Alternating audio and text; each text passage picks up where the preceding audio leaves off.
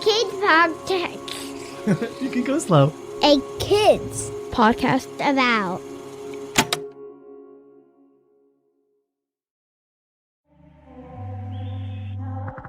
Hello, my name is Ari and I help produce this show you're listening to. I wanted to take a moment to say thank you for being here with us. It means so much that you're choosing to spend your time listening to this show and hearing what we've made for you. We truly couldn't do this without you. So I hope you enjoy this episode.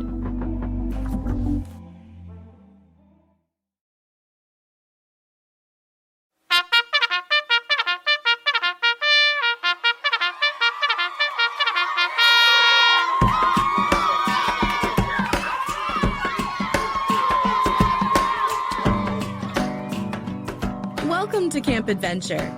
Camp is in your living room. Camp is in your car on the way to the store. Camp is under your blanket fort. Camp is everywhere. And Camp Adventure is for everyone, no matter where in the world you are. And camp counselors Ben and Hannah are ready to welcome you. It's week number 9 at camp, and this week we're going to hear a story about curiosity, an investigation, and a mysterious buzzing. I'm Camp Counselor Ari, and I'm so glad to be here at camp with you each and every week. It's a beautiful day at Camp Adventure, so let's say hello to our friend and adventuring guide, Camp Counselor Ben, to kick things off. Ari, thank you so much, and yes, I am ready for week number 9. And hang on a second. Whoa, do you hear that? What is that noise? That strange buzzing? A mystery. Have you ever heard such a sound outside? I know that many of you have, and I know that there's a good story to tell about the mysterious buzzing sound. And I can't wait to tell you that story during story time. However, we have to check out the mailbag too. I can't wait for that. We got to see what you campers are sending in. And then before that, we have to do something else. Yes, we have to do that right now. Raise your hand if you know what we have to do right now. There we go. You know. It is time to welcome our wonderful counselor and camp music leader, Hannah Glaver. I think Hannah probably likes mysterious buzzing sounds in the great outdoors. I think she loves all kinds of sounds, actually. She's a musician, after all. I mean, she makes beautiful sounds, doesn't she? Adventure sounds and adventure songs. So please welcome with me the great and knowledgeable, the one and the only, the woman who can jump like a grasshopper but never eats grasshoppers. The camper who explores not only with her hands and feet, but also explores with her ears. My good friend, Hannah. Is that right, Hannah? Do you actually explore with your ears? Thanks, Counselor Ben. I do love to explore with my ears. Sounds make me curious. I always want to figure out where it's coming from and how it's made. Campers, how about you? Do you ever explore with your ears? Listening closely to all of the sounds you're hearing? Okay, if you know how to explore with your ears, please wiggle your ears right now. Wait, do you know how to wiggle your ears? I mean, I struggle to wiggle my ears. So if you can't do it without assistance, just use your hands to give your ears a little wiggle. Oh yeah, that's hilarious, and we're clearly getting somewhere. Actually, let's do some ear exploring right now. Sometimes it helps to focus on a sound if you close your eyes. So if you close your eyes right now, what can you hear? Maybe it's a car? Or a person? Maybe it's sprinklers? Or a bald eagle? Did you hear anything you weren't expecting? Oh, have you ever gone exploring and you heard of something new? Like little critters playing hopscotch or a baby kangaroo. Oh, our ears can give us warning or help us find a cockatoo. When we're open to adventure, who knows what discoveries will ensue? You know, when I'm out on adventures, I want to discover all kinds of sounds around me. Sometimes sounds keep you safe, so you don't step on a rattlesnake. Or maybe you can find a new species of bird. Maybe if you listen closely right now, you'll hear something you don't expect when we sing our favorite camp song together. You ready? Adventure!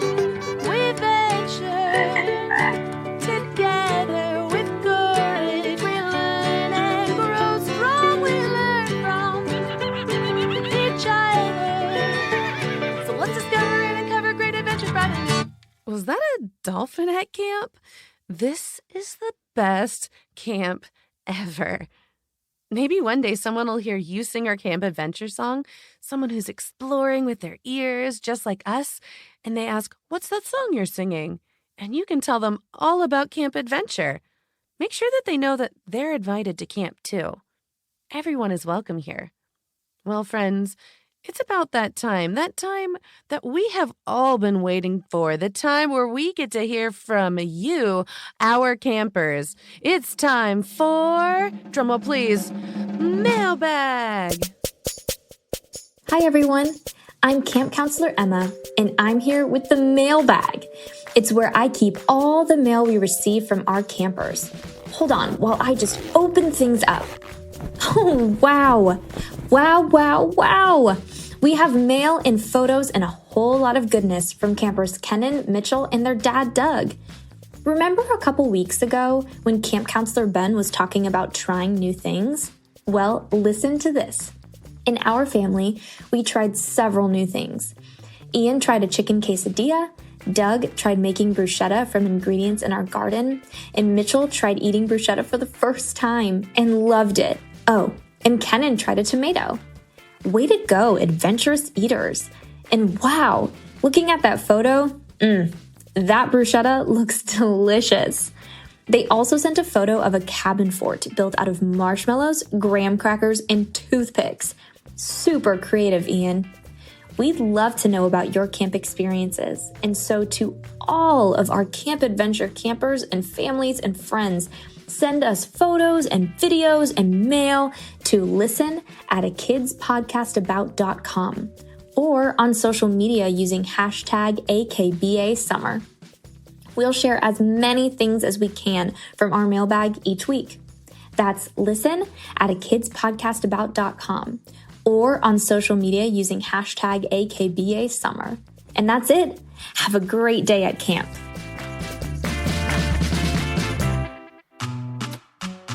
Howdy, you campers. It's Camp Counselor Duke, and I have a doozy of a joke for you. Are you ready? Do you know what one pterodactyl said to the other?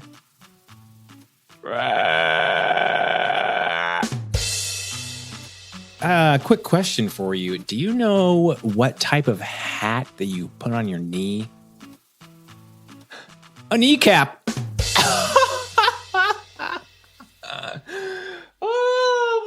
A kneecap. How do you all feel about rocks? Do you have any favorite types? Do you like to go look for rocks? Actually, you know what? On the count of 3, everybody tell me your favorite kind of rock. Just kidding. I can't hear you. Let me tell you about my favorite kind of rock. Rock and roll.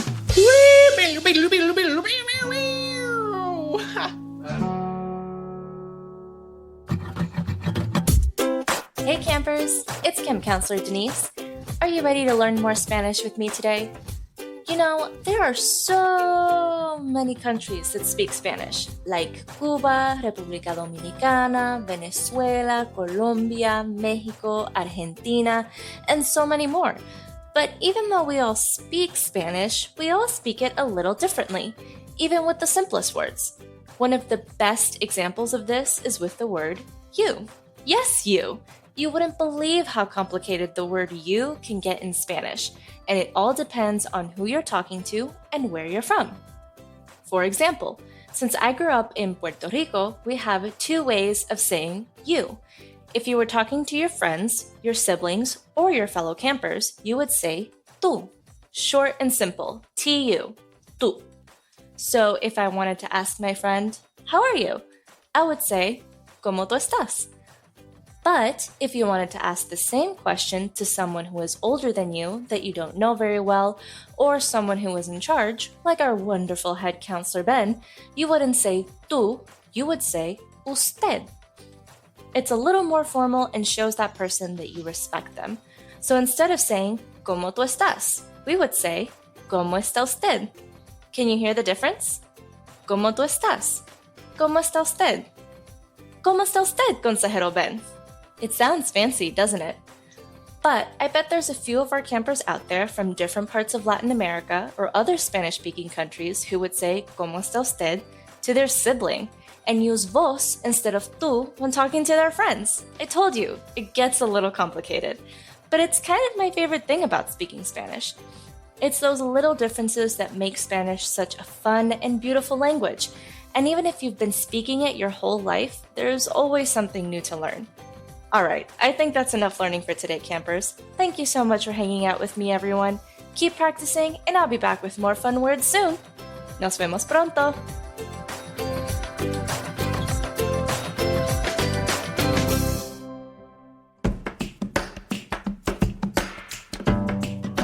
All right, campers, after this break, we're going to hear a story from Camp Counselor Ben, and I promise you won't want to miss it.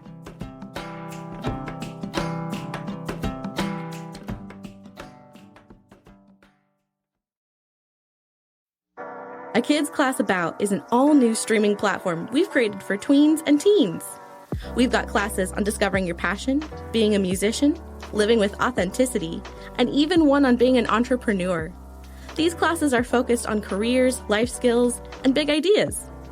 Visit akidsco.com and sign up for a free 14-day trial.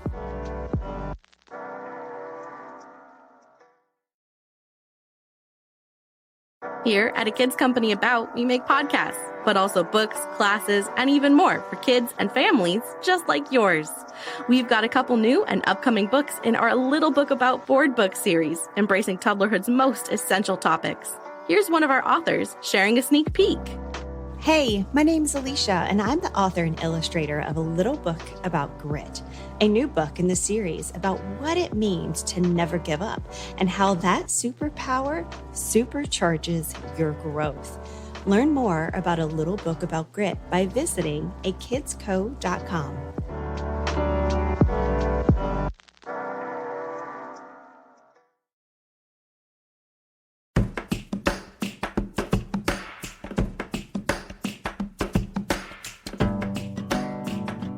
Okay, we're back and it's story time. Are you excited? Me too. I love listening to Ben's stories each week. So let's get ready for this week's story. Before we get cozy, let's do a little movement. Can you spin your arms in big circles like you're jumping rope? Can you do it while hopping up and down? Wow! All right, now, in just a second, let's hit pause to get in this week's perfect listening spot. 3, 2, 1, go. Where do you pick? This week, I'm listening in the car on the way to my own adventure at the beach. I'm so excited. Wherever you go, get comfy. Are you ready, Counselor Ben?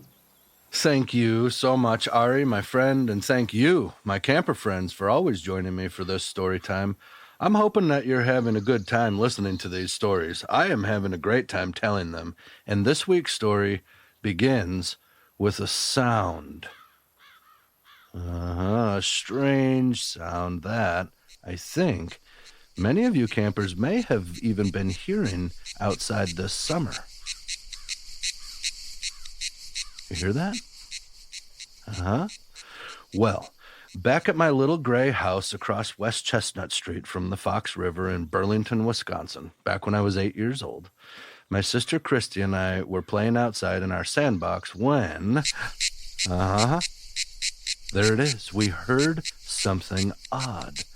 And she asked me, "What is that weird sound in the air?" And I had no idea. It was so loud, the buzzing sound, and it lasted for so long.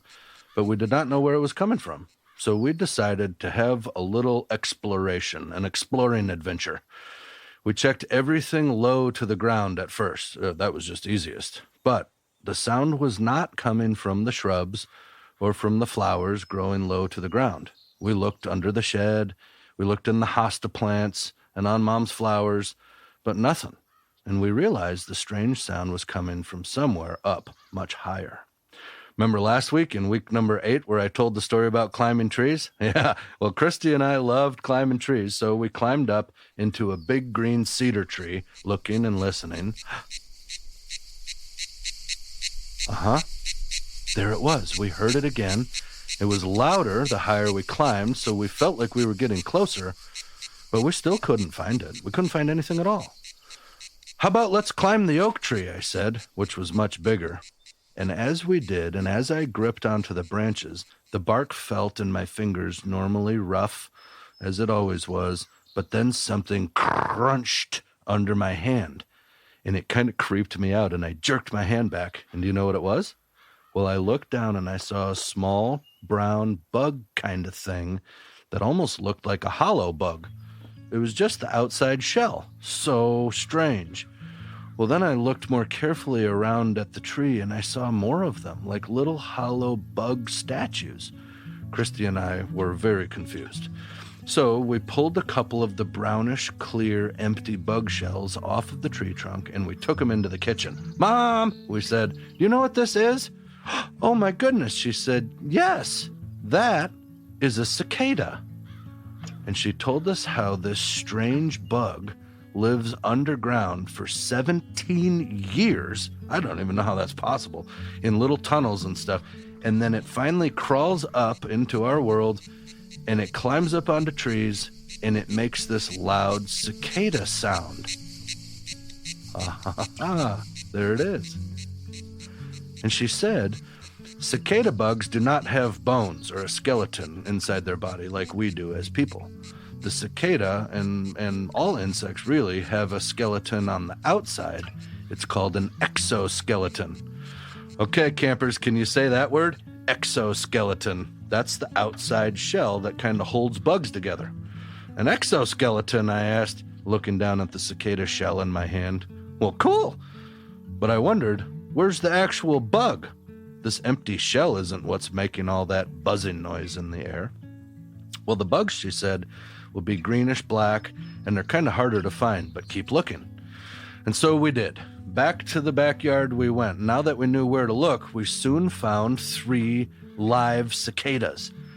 And they were shiny and they were crazy looking, like little monster aliens, kind of greenish black with huge googly red eyes, and then these long clear wings that kind of looked like big dragonfly wings with the veins in them, you know. "Quick," I hollered down to my sister Christy, "go get a good jar." So she scrambled inside and she found an old peanut butter jar. It was clean. And it was much better to put them in a jar than to try holding onto them because they kind of felt sticky when their feet gripped onto you. And we really wanted to check them out, you know. Well, that works better in a jar.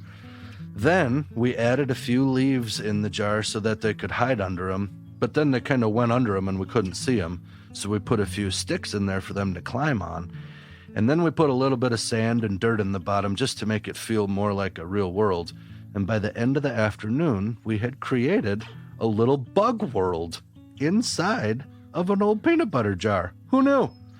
Well, my dad got home from work and he saw our creation. It was the finest in the nation, we thought. "Awesome," he said.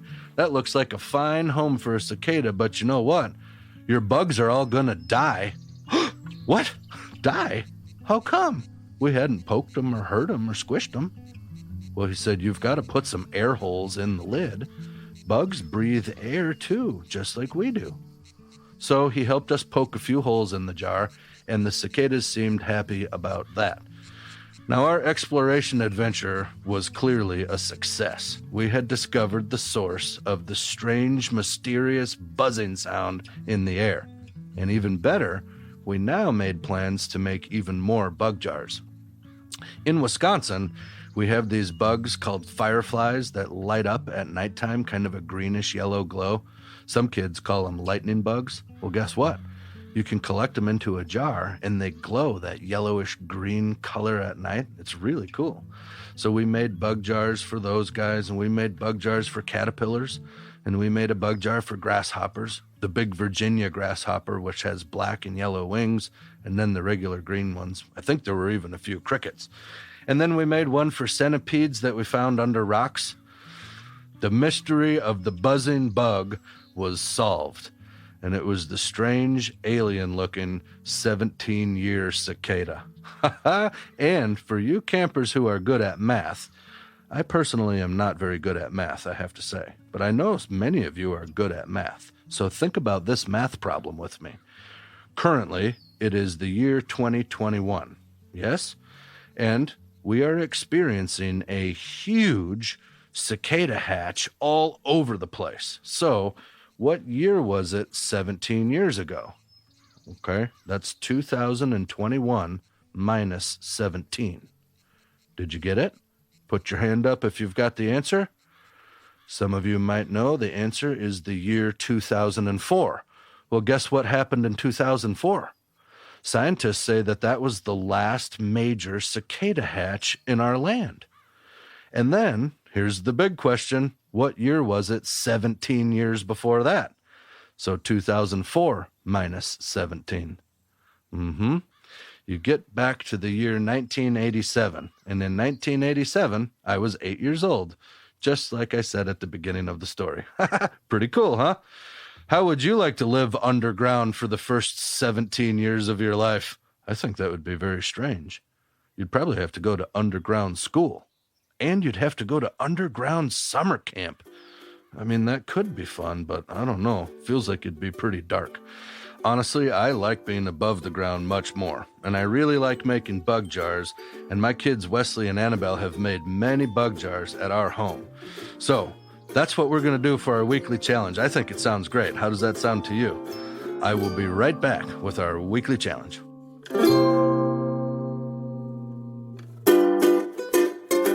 Okay, my camper friends, it is time for your weekly challenge.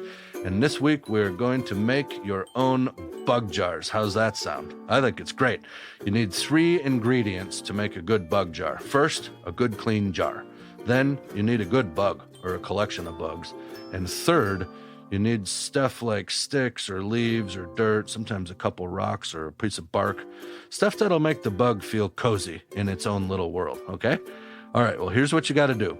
If your jar has a lid, you have to figure out a way to put holes in it. And if you don't have a lid, you can use a piece of saran wrap or some kind of plastic over the top that you can secure with a rubber band and poke holes in that. However you do it, make sure you don't just seal the bug off all the way with no air to breathe, because if you do, it will die, okay? Then you have to make the bug's cozy world. If you're going to collect ground bugs, for instance, like centipedes or roly-polies, some kids, like when I was a kid, we called them pill bugs. But if you're going to catch those kind of bugs off the ground, then you might want to put a little bit more dirt and a couple rocks in your bug jar. I'd suggest that if you're going to catch caterpillars, put some good green leaves in there. Caterpillars love chewing on leaves. But here's the basic rule. Try to make the outside world that you find your bugs in happen inside your jar, okay? Then, here's another tip. Don't put too much stuff in the jar, or the bug will hide on you and you won't ever be able to check it out very well, okay? And then finally, here's the best part. Got to get outside and catch some cool bugs. Any kinds of bugs, really. Well, I guess if you live in the desert and there are scorpions around, don't catch the scorpions. Those are poisonous. And maybe there's some other places where, some spiders can be poisonous too. So make sure your grown-ups are cool with whatever bugs you're catching. But I think most bugs will be perfect for this. Even ants are really cool. If you ever put a couple ants in a jar and watch them, just watching ants can be amazing. And then my suggestion is that you keep your bugs for one afternoon or for one day at the most, and then release them back into their wild habitat so they can live the rest of their little bug lives in their natural world. Okay? Does that sound good? I think it sounds very good to me. Oh, and I would love to see pictures of your bug jars. So here is Counselor Ari one more time to remind you on how to do that. Thank you, my friends. I will see you again next week. Thanks, Ben, and thank you, campers, for joining us at Camp Adventure this week. We'd love to feature you and your fellow campers on our next episode. Share your camp space and all your weekly camp challenge creations on social media using hashtag AKBASummer, or write to us at listen@akidspodcastabout.com. Camp Adventure is written by Ben Tertine, with help from the Kids Podcast About team. Original music is by Hannah Glaver. Check out Hannah's albums at hannahglaver.bandcamp.com. This show is edited and produced by me, Ari Mathey, with help from Matthew Winner. Audio production is by Chad Michael Snavely and the team at Sound On Studios. Our executive producer is Jelani Memory, and this show was brought to you by a Kids Podcast About. Listen to other podcasts made for kids just like you by visiting akidsbookabout.com.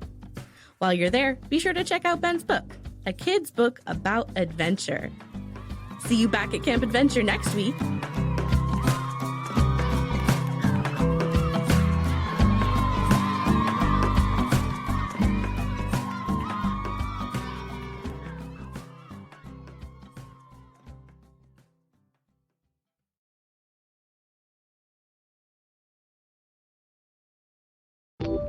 Hi, this is Matthew, and I'm head of podcasts at a kids company About.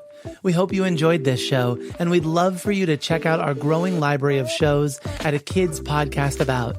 Whether you're looking for storytelling with crafts and activities, fact-finding with experts and enthusiasts, or looking to explore and understand your world better, we have got a podcast for you. Check out the A Kids Podcast About channel on Apple Podcasts or wherever podcasts are found, or visit akidsco.com.